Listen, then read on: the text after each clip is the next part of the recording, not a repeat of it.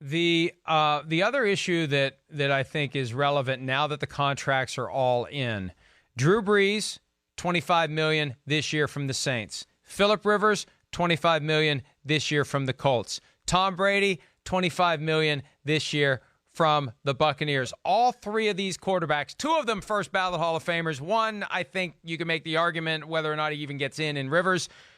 $25 million across the board. Which guy's the best value? Oh, River, they all have interesting things about them and strengths and weaknesses about their game. Rivers, just his carelessness with the football is scary. So I'm not going to put him there with Brady and Brees. Now, Rivers is also the guy that can make some big plays. So if he can find that governor or that, line in the sand to say, okay, let's not step over that because that's when I get crazy. He can still be effective just like these other guys. I'm going to go with Tom Brady. It's close between him and Drew Brees, but I just look at Brady and I still think his arm is top notch. I think he's got the weapons around him. I think he's got an offense and a support staff that's really going to build something special around him as well, let alone let him infuse some of his offensive ideas and things he did in New England. So I'm going to give Brady the slight edge there. And, one of the dynamics as well, and I can't remember who wrote this yesterday. It may have been Peter King. The idea that, or you may have said it, Chris, I don't know. The information is coming from so many different angles. The idea that Tom Brady will have a lasting influence on the organization. If he's there 2 years, he can influence enough of his teammates in those 2 years that even after he's gone, kind of the fumes of his attitude, his work ethic, his approach to everything from diet to exercise to preparation, all of that could linger beyond him, especially if they have a quarterback who succeeds Tom Brady, who gets a chance to learn the ropes from him. And maybe that's one of the things they'll do. Maybe they draft a guy this year or next year.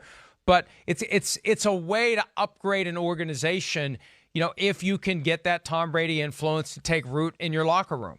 No doubt. He can lay down the train tracks to show a team, young players, what it takes to be successful. You hear that all the time. I mean, it's infectious with star players when they come into town. And then also, it just shows young players the way. I can remember Tim Brown coming to the Hall of Fame receiver from the Raiders, coming to our Tampa Bay team. And, young receivers just gravitated towards him, especially after practice, because he was going to do a few drills and do a few things that he felt like made him a better player. And all of a sudden, you notice that every receiver on the team's doing that after practice. So that is what a great player can do for an organization, and especially an organization that doesn't have players that have ever come from a winning environment or know what it takes to get to a Super Bowl and do that. They can think they're working hard or they're dedicated, but then they see a guy like Brady and they go, damn, okay, I need to raise my game here. I thought I was working hard, but I'm really kind of just giving a B- effort. Brady is what I need to do, and I can see he's obsessed and he lives it, and this is all he does all day, every day, and that's what makes him special, and I think that will, wear off on a lot of guys in that locker room. Point you made yesterday that we need to emphasize again today, because I thought it was an excellent observation. The idea that some teams weren't interested in Tom Brady because they didn't want to be exposed. When Brady comes to town and looks around and says, well, I know why this team stinks, because it's a far cry from the work and the effort and the ingenuity and the creativity that the Patriots bring to the organization every single day. And wouldn't that have been something if Brady goes somewhere?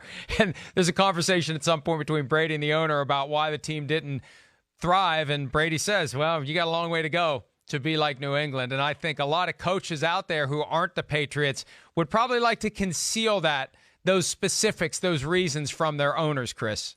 No doubt. Again, the Patriots, it's a special place. We know Brady's special, but the environment, the culture, the coaches that are up there in New England, they're outside the box thinking, their attention to detail, in all facets of their organization is on another level. And yeah, Brady's going to go to Tampa, and as much respect as I have for everybody in Tampa there, he's still going to look at it and go, okay, this is in New England. I'm having fun and I love it. But he's going to realize there's definitely a different way of doing business, and maybe it's not quite as top notch as what Bill Belichick is doing there in New England. Hi, I'm Mike Tirico, and thanks for watching. Make sure to hit subscribe for the latest news and highlights from NBC Sports.